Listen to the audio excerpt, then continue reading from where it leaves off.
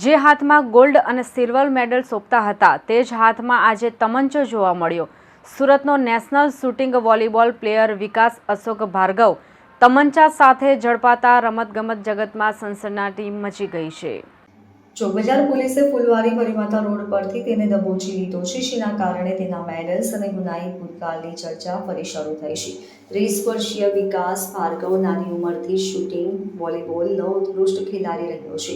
Under 14 થી જ આ રમત સાથે જોડાયેલો વિકાસ 5 વખત નેશનલ લેવલ પર ગુજરાતનું પ્રતિનિધિત્વ કરી ચૂક્યો છે।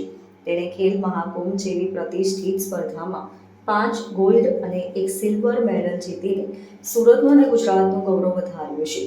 5 દિવસ પહેલા તે જાલંધરના ક્રિકેટ રમીને પરત ફર્યો હતો।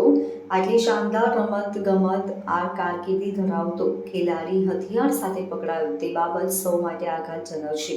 પોલીસે મળેલી બાતમીના આધારે ફુલવારી ભરીમાતા રોડ ઉપર વોચ ગોઠવવામાં આવી હતી। આ બાતમી મુજબ એક શખ્સ તમંચો લઈને પસાર થવાનો છે। પોલીસે વિકાસે દબોચી લીધો અને તેને ઝડપી લેતા હાથ બનાવટનો તમંચો મળી આવ્યો હતો। પૂછપરછમાં વિકાસે પોલીસે જણાવ્યું કે આ તમંચો તેને વેડ રોડ આનંદ પાર્કમાં રહેતા તેના માથાભારે મિત્ર ઋત્વિક ઉર્ફે સોનિયો પ્રકાશ જોગીએ સાચવવા માટે આપ્યો હતો। જોકે આ ખુલાસા બાદ પણ તેના ગુનાહિત ભૂતકાળને અવગણી શકાય નહીં। વિકાસ ભાર્ગવ વર્ષ 2022માં પણ હત્યાની કોશિશ અને આર્મ્સ એક્ટના ગુનામાં મદદગારી કરવા બદલ ઝડપાઈ ચૂક્યો છે। તે મુખ્યત્વે અનાજ દળવાની ઘંટી ચલાવી છે। Bureau report LK star news Surat.